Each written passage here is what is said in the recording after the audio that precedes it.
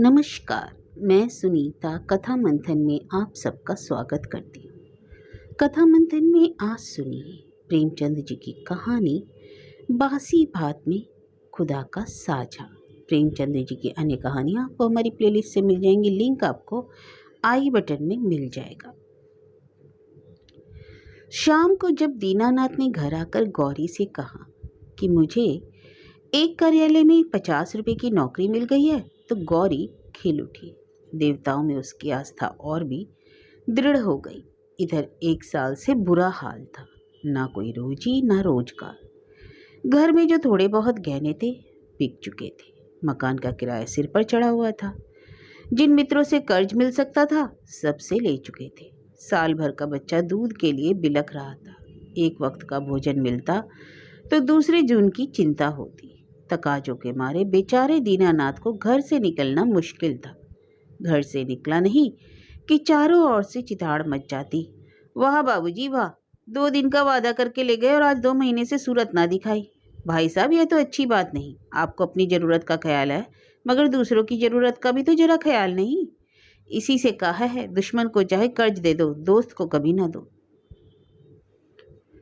दीनानाथ को ये वाक्य तीरों से लगते थे और उसका जी चाहता कि जीवन का अंत कर डाले, मगर बेजबान स्त्री और अबोध बच्चे का मुंह देखकर कलेजा थाम के रह जाता है। आज भगवान ने उस पर दया की और संकट के दिन कट गए। गौरी ने प्रसन्न मुख होकर कहा, मैं कहती थी कि नहीं, ईश्वर सबकी सुधि लेते हैं और कभी न कभी हमारी भी सुधि लेंगे, मगर तुमको विश्वास ही ना आया। बोलो, अब तो ईश्वर की दयालुता के कायल हुए? दीनानाथ ने हठधर्मी करते हुए कहा, यह मेरी दौड़ धूप का नतीजा है। ईश्वर की क्या दयालुता? ईश्वर को तो तब जानता जब कहीं से छप्पर फाड़कर भेज देते। लेकिन मुंह से चाहे कुछ कहे, ईश्वर के प्रति उसके मन में श्रद्धा उदय हो गई थी। दीनानाथ का स्वामी बड़ा ही रूखा आदमी था और काम में बड़ा चुस्त। उसकी उम्र 50 के लगभग थी और स्वास्थ्य भी अच्छा ना था। फिर भी वह कार्यालय में सबसे ज्यादा काम करता। मजाल ना थी कि कोई आदमी 1 मिनट की भी देर करे या 1 मिनट भी समय के पहले चला जाए। बीच में 15 मिनट की छुट्टी मिलती, जिसका जो चीज चाहे पान खा ले या सिगरेट पी ले या जलपान कर ले। इसके अलावा 1 मिनट का अवकाश न मिलता। वेतन पहली तारीख को मिल जाता। उत्सवों में भी दफ्तर बंद रहता था और नियत समय के बाद कभी काम न लिया जाता।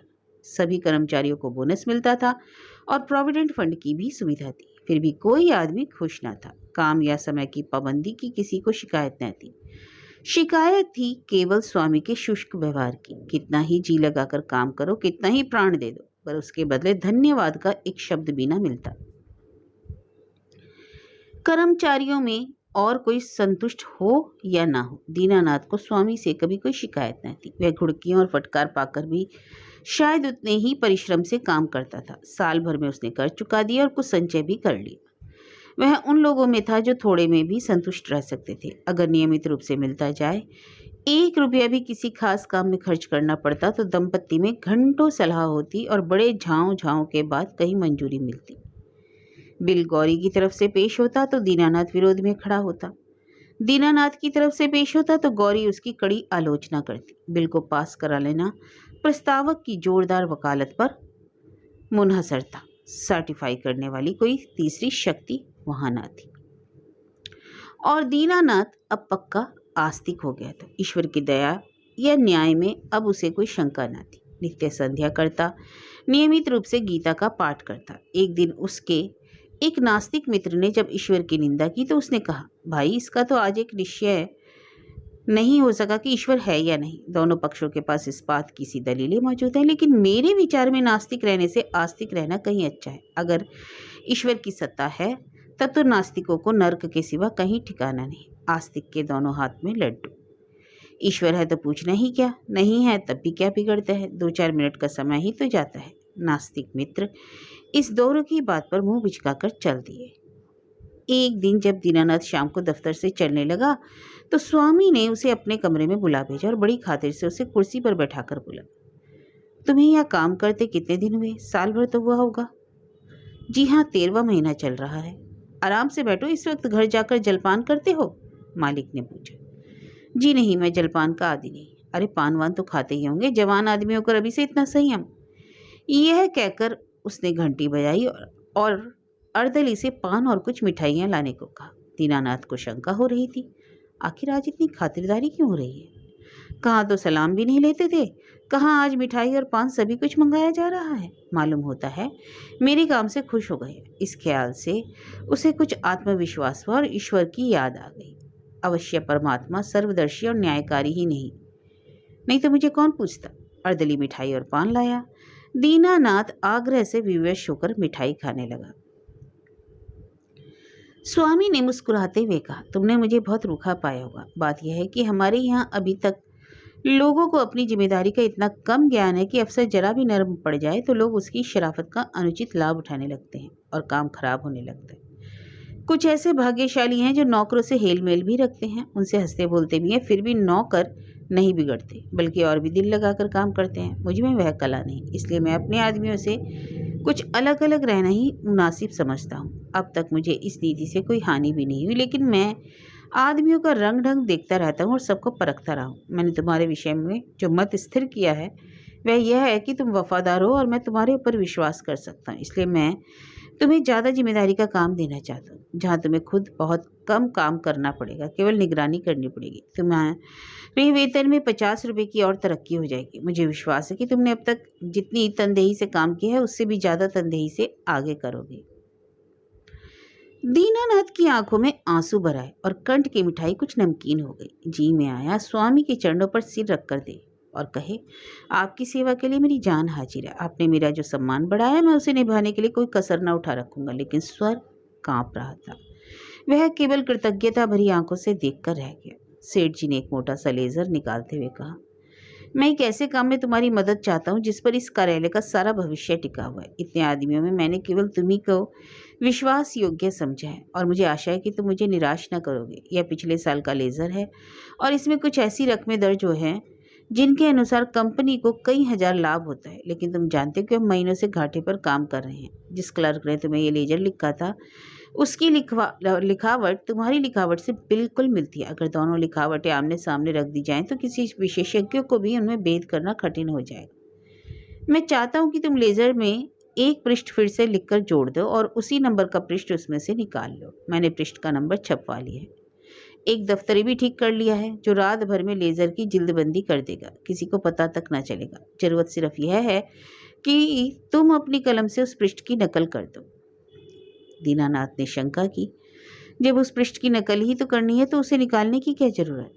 सेठ जी हंसे, तो क्या तुम समझते हो कि उस पृष्ठ की हुबहू नकल करनी होगी? मैं कुछ रकमों में परिवर्तन करूंगा। मैं तुम्हें विश्वास दिलाता हूँ कि मैं केवल कार्यालय की भलाई के ख्याल से यह कार्रवाई कर रहा हूँ। अगर यह रद्द-बदल ना किया गया तो कार्यालय के 100 आदमियों की जीविका में बाधा पड़ जाएगी। इसमें कुछ सोच विचार करने की जरूरत ही नहीं, केवल आधा घंटे का काम है। तुम बहुत तेज लिखते हो।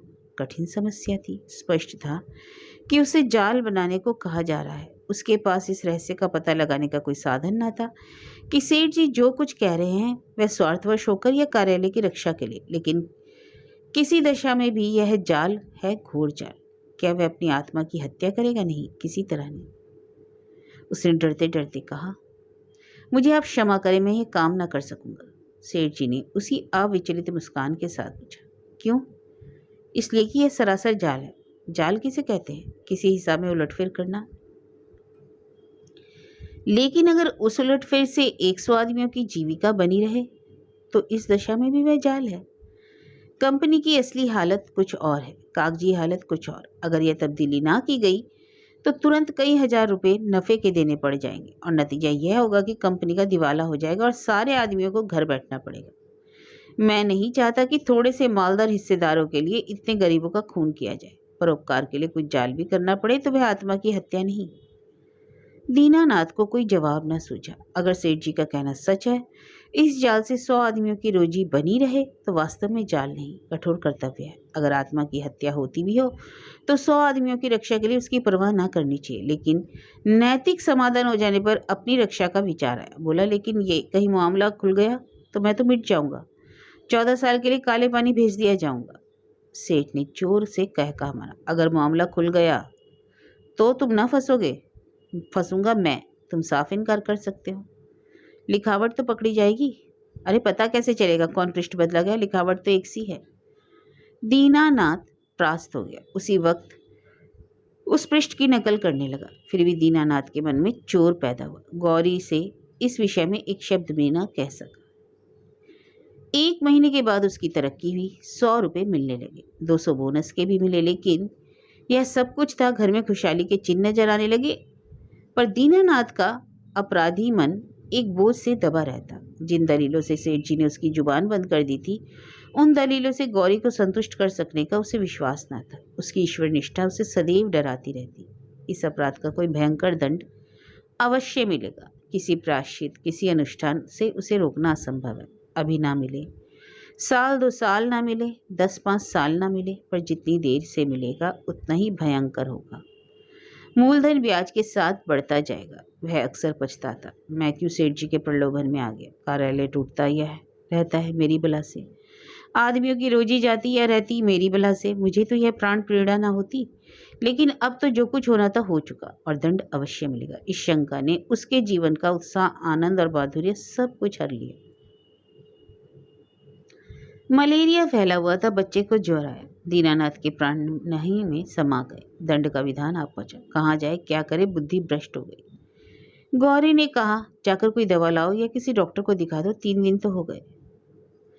दीनानाथ ने चिंतित मन से कहा, हाँ जाता हूँ, लेकिन मुझे बड़ा भय लग रहा है।